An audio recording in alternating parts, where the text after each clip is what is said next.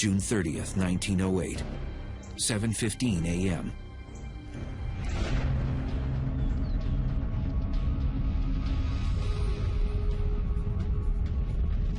An object half the size of a football field plunged down from space at around 34,000 miles per hour and produced a stream of fiery gas behind it. Within minutes, the fireball entered our atmosphere and violently exploded above Siberia's Tunguska forest.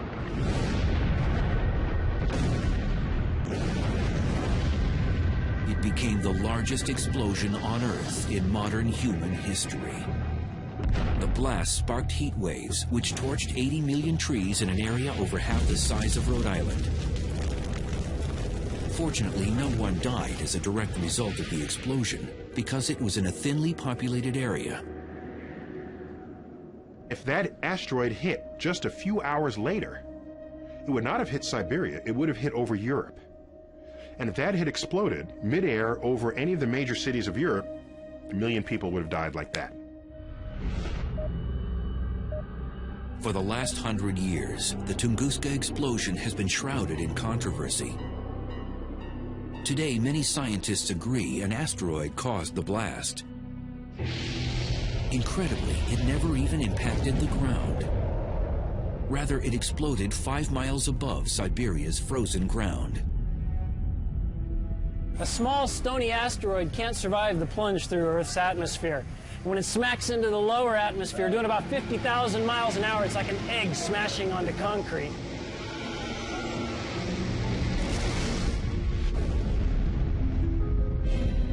The blast over Siberia released energy equivalent to 15 megatons of TNT, 1,000 times greater than Hiroshima. If this were to happen over a large city, it would annihilate it.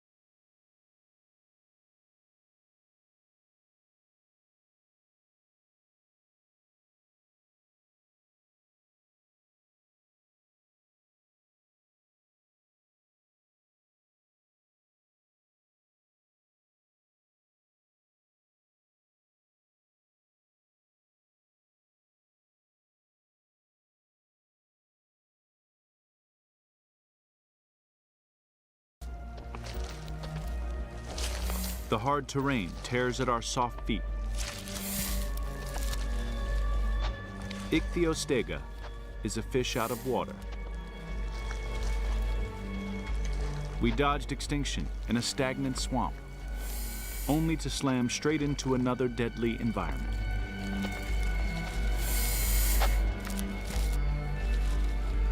Countless creatures perish, but natural selection helps our ancestor adapt. Thicker skin protects us from the sun. And tough claws that will one day become our fingernails help us move across the rough terrain until we're Casenaria. We've adapted to life on land, but our eggs haven't. They need a tough shell to stop them drying out in the sun. The problem is males can't fertilize an egg through a tough shell, but they can fertilize it before the shell forms, inside the female's body. Sex as we know it starts here. The result is a masterpiece of evolution, an egg in a tough shell with all the nutrients the embryo needs sealed inside.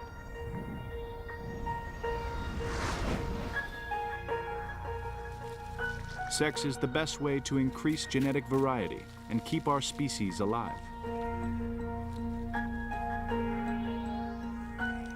Thanks to sex, 340 million years ago, Casenaria becomes the first of our ancestors to live entirely on land.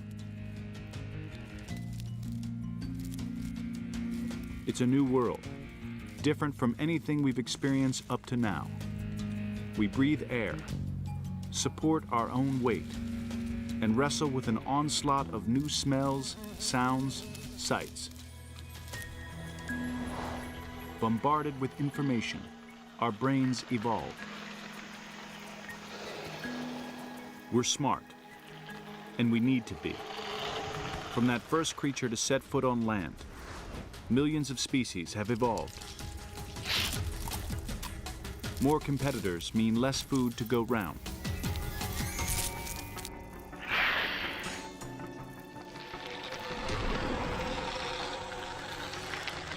A mutation gives us bigger, more powerful jaw muscles.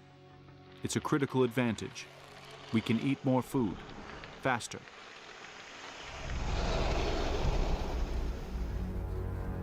And it shows.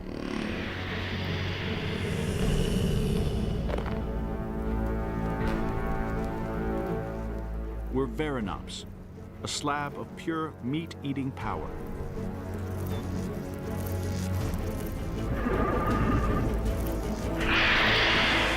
This little creature is a Proterosaurus. Once a competitor, now he's prey.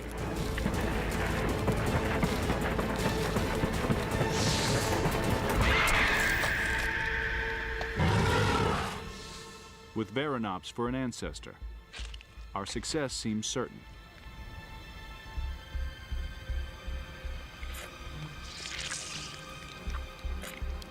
But our story is a roller coaster ride, and there's a big dip coming.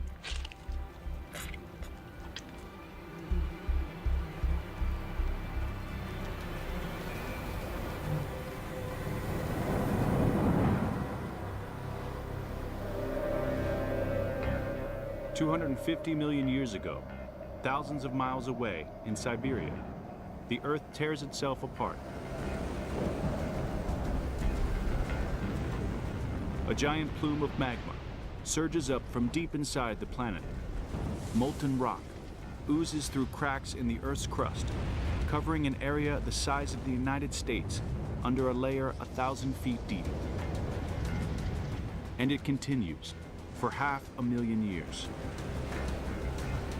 Trillions of tons of noxious carbon dioxide trap the sun's heat inside the atmosphere. Temperatures soar to over 100 degrees. Plants, the plant eaters, and eventually the meat eaters, perish. 95% of all species die. Only a tiny handful hang on.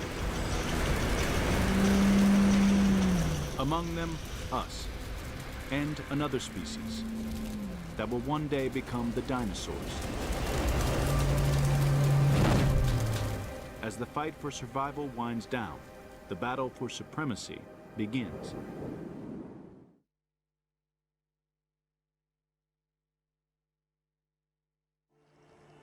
"30 million years since volcanic eruptions wiped out 95% of all living things.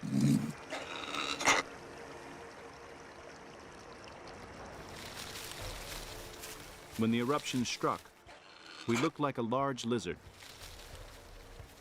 Now, we're a cat-sized creature covered in fur, called Ectoninion.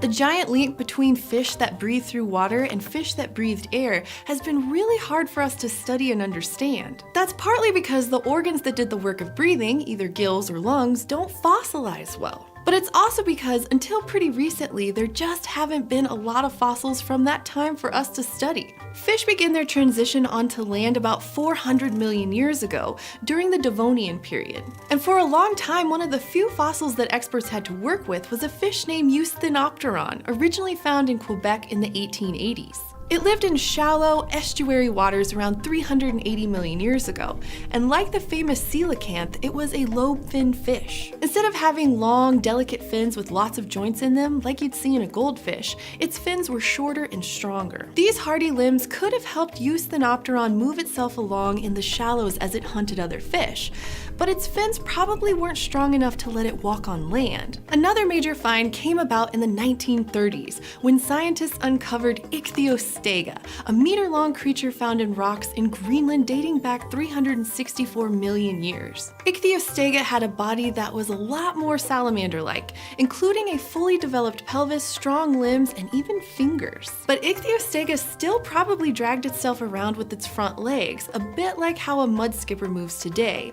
And it also had a thick paddle-like tail for swimming, which means it likely spent a lot of its time in the water. But perhaps neither of these fossils is as key to this story as Tiktaalik, a 375 million year old animal found on Ellesmere Island, Canada in 2006. Tiktaalik had a fishy body, but a head like a salamander's, and stiff, leg-like fins that could have supported its weight outside of the water. And most importantly, it also had bigger primitive hips, so its hind limbs had something to anchor onto, an important step in becoming a fully four-legged animal. However, Tiktaalik's travels on land were probably still stuck in front-wheel drive. Even though its legs and hips were bigger than Eusthenopteron's, they weren't strong enough to bear the strain of walking on land. With traits that seem halfway between a fish like Eusthenopteron and a four-legged animal like Ichthyostega, Tiktaalik is a textbook example of a transitional fossil from this time. And despite their differences, all three of these fossils are considered to be tetrapodomorphs,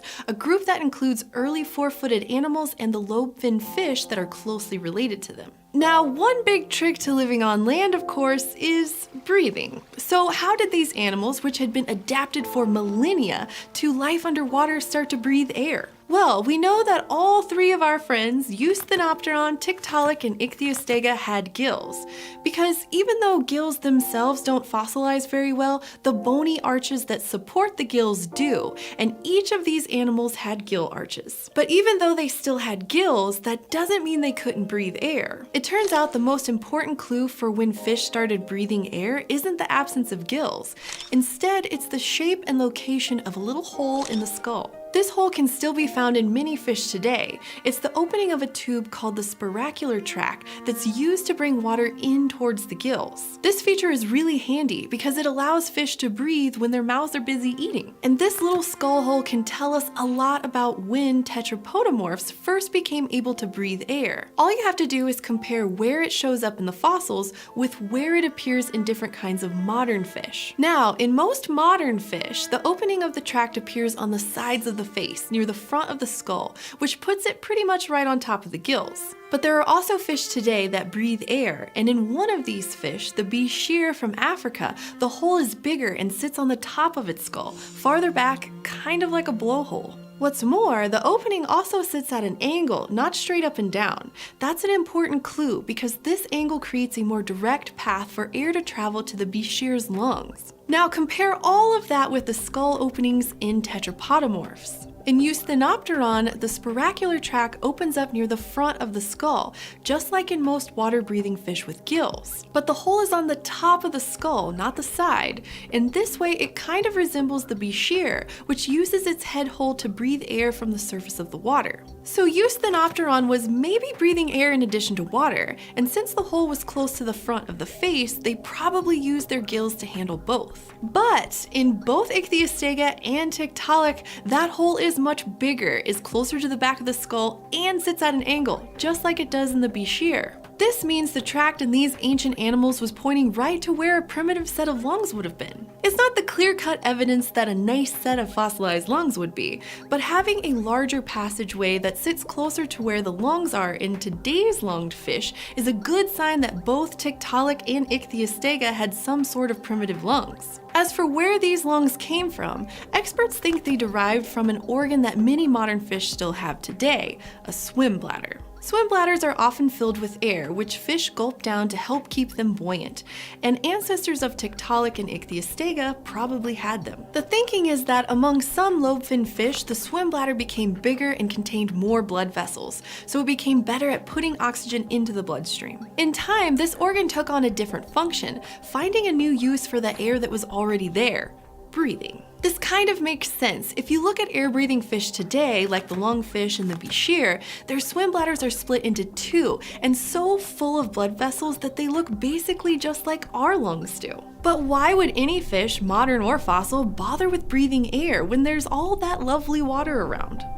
Well, during the Devonian, things were complicated, and all of those complications led to a steady drop in the amount of oxygen in the oceans. On land, new plant species were diversifying, which you'd think would be good for oxygen levels, except all of those new plants were also dying on land, and then getting washed into the ocean. All of that organic material fueled huge blooms of algae, and then bacteria, which in turn sucked up oxygen from the ocean. So by the late Devonian, right when fish started to transition onto land, oxygen in the air was really low. Some estimates go as low as 13%, compared to almost 21% today. For animals, low oxygen is generally bad, but for organisms that live in the water, it's even worse, because oxygen concentrations are always lower in the water than they are in the air. So when oxygen levels first started to fall 385 million years ago, the benefit of transitioning onto land was pretty clear: no more gasping for breath in the water. Being able to breathe air made Tiktaalik, Ichthyostega, and maybe even Eusthenopteron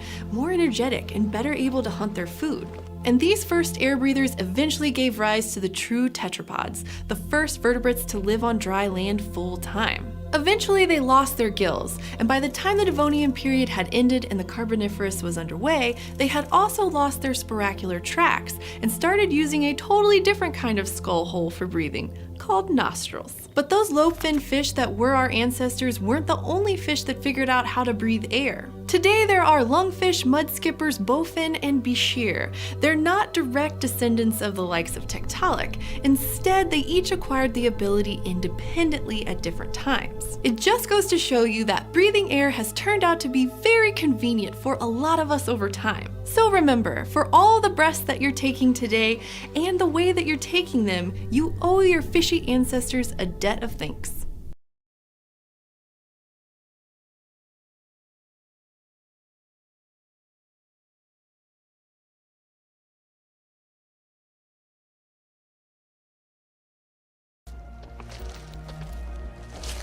The hard terrain tears at our soft feet.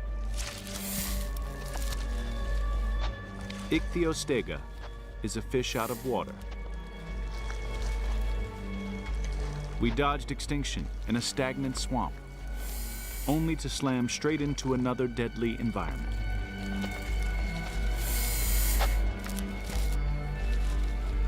Countless creatures perish, but natural selection helps our ancestor adapt.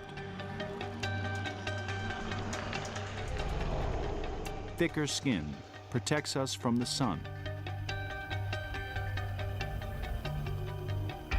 And tough claws that will one day become our fingernails help us move across the rough terrain until we're Casenaria.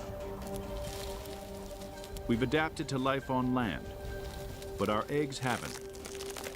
They need a tough shell to stop them drying out in the sun. The problem is males can't fertilize an egg through a tough shell, but they can fertilize it before the shell forms, inside the female's body. Sex as we know it starts here. The result is a masterpiece of evolution, an egg in a tough shell with all the nutrients the embryo needs sealed inside.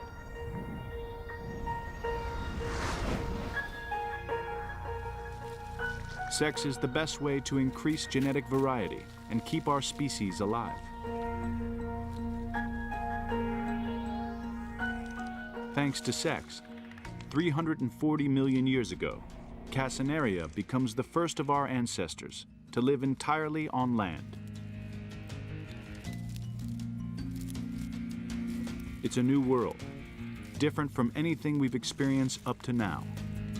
We breathe air, support our own weight, and wrestle with an onslaught of new smells, sounds, sights. Bombarded with information, our brains evolve. We're smart, and we need to be. From that first creature to set foot on land, millions of species have evolved. More competitors mean less food to go round.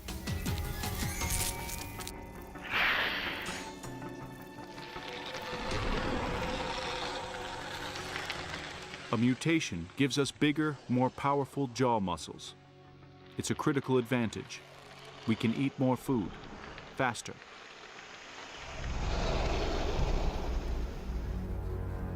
And it shows.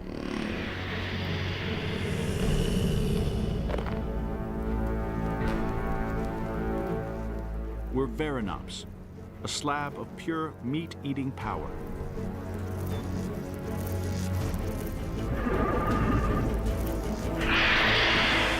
This little creature is a Proterosaurus. Once a competitor, now he's prey.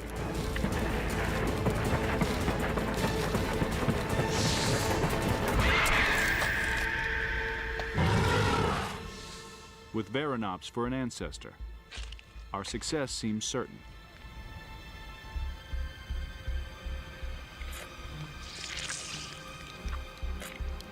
But our story is a roller coaster ride, and there's a big dip coming.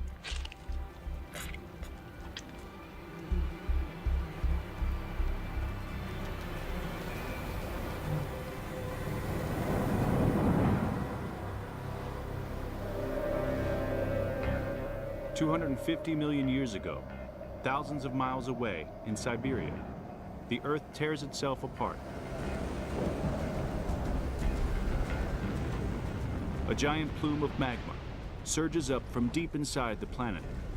Molten rock oozes through cracks in the Earth's crust, covering an area the size of the United States under a layer 1,000 feet deep. And it continues for 500,000 years. Trillions of tons of noxious carbon dioxide trap the sun's heat inside the atmosphere. Temperatures soar to over 100 degrees.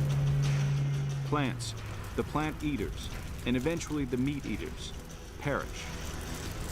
95% of all species die. Only a tiny handful hang on.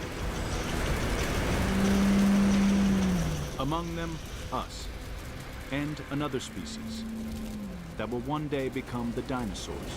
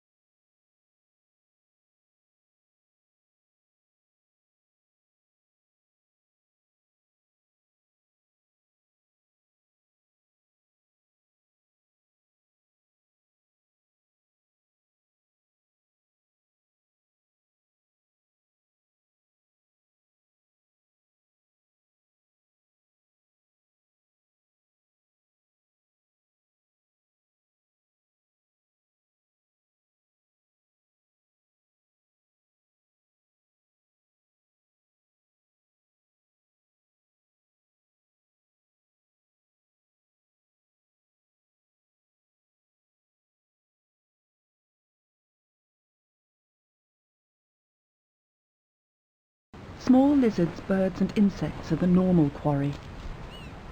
But for a few weeks a year, there's much more on offer. Marine iguanas prefer to keep to the water's edge, but during the nesting season, females must brave it inland to find soft soil in which to lay their eggs.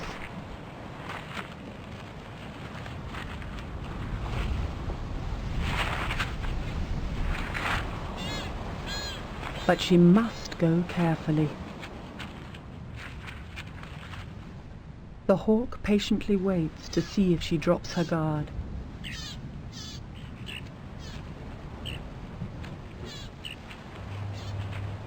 She's reasonably safe close to her nest burrow. But stray too far from cover, and she's courting trouble.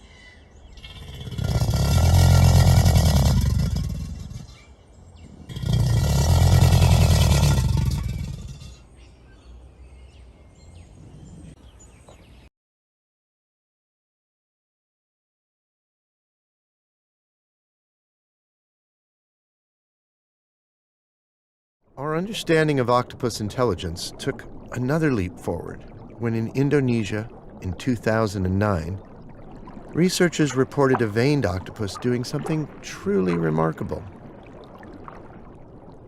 It was a discovery that would put our understanding of the octopus onto a new level of sentience, occupied by only a few species of animals. Living on the sand flats, they have very few places to hide, but this octopus has a unique solution to the problem.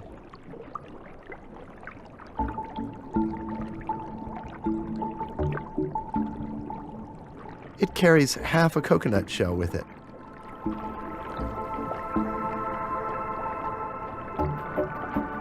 But it needs to find something else to complete the set.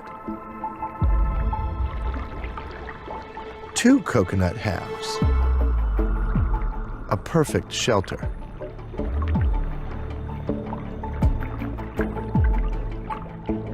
What is remarkable about this discovery is how the octopus dismantles its home. Carries it around.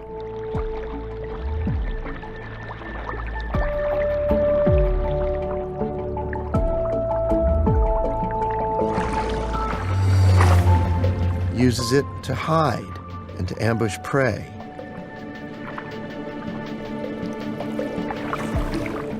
And now it's putting it back together again.